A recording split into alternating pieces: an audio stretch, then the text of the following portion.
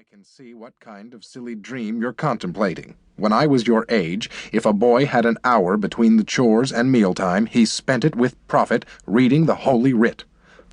Granny told me how your father, just about your age it was, set himself a disciplined period to memorize 3 verses of Lamentations every evening. Lamentations, and he did. Well, good heavens, what on earth did he want to memorize the verses of Lamentations every evening for? To profit himself. And let me tell you this, Adam, she said, I don't hold with the narrow views of some, but it seems to me that an expression like good heavens is precious close to swearing. It seems to me that the King's English is abundant enough to express every necessary shade of feeling and impatience without resorting to words that have sincere meaning when used properly. Have you been fighting with your brother again? Now, what gave you that idea? I didn't wait for her to tell me, but got up and began to stalk out the way I had come. She had to know where I was going. Just to find Granny. She's upstairs. I went upstairs, and Granny was in her room making thread. When I entered, she blinked at me and said, I see less and less.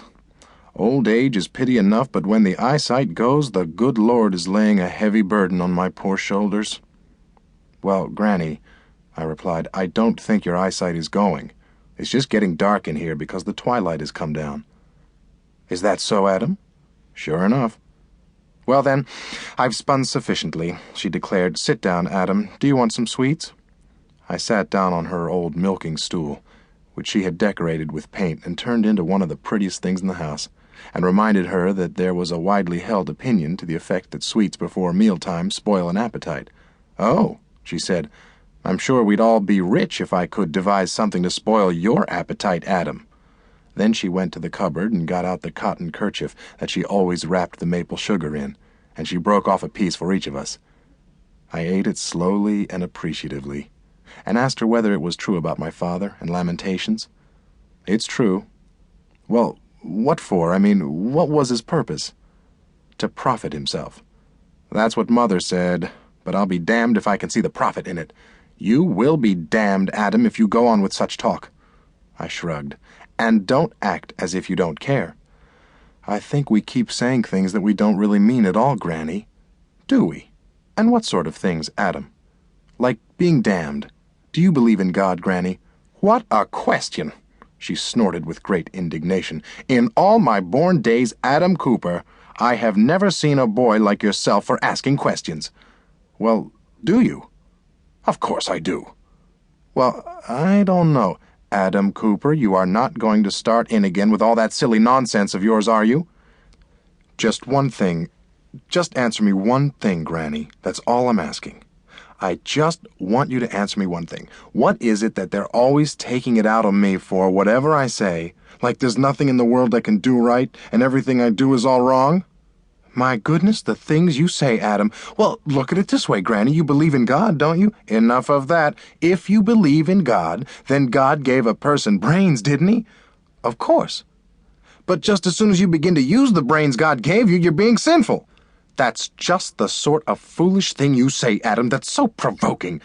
Well, just take Isaiah Peterkin, for example. Oh, no, she said, her eyes narrowing. I am not going to be trapped into the Isaiah Peterkin thing. It just happens that I was gathering blueberries the other day, and there you were, down in the gully with Ruth Simmons, instructing her about Isaiah Peterkin, and I overheard enough.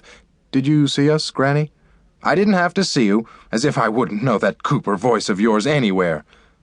I sighed with relief, and told her that even if I had gone into it a little with Ruth Simmons, that didn't make it any less a fact. It just seems to me, Adam, Granny said, that shaking a body loose from her faith is about the most sinful thing you could do. Granny, I wasn't shaking anybody loose from anybody's faith.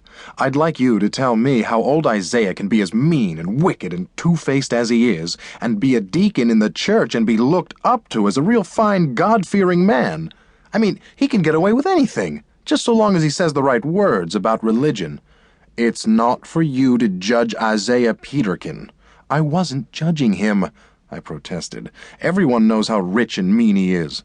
So how could I be judging him? Anyway, in Boston, when we were there a fortnight past, there was a man talking right on the common, and he said that the highest good was to doubt. Just like that, in those very words. I never heard such nonsense. If he said that, he was nobody worth quoting. He was a committee man, Granny. I don't believe a word of it. Cross my heart, Granny. Don't you dare cross your heart to me, she snapped, just like you was Roman or some other heathen sect. And don't think that because I'm old and rheumatic and grateful for foolish company that you can say anything you please in front of me. You can't cozen me with a pretense at stupidity, not in 1,000 years. You're a spiteful boy, and that's why your father loses patience with you. He doesn't lose patience, Granny. He doesn't have any patience to begin with. There. And this was a committee man, I said. So. Well, just tell me this. Was he a Sam Adams...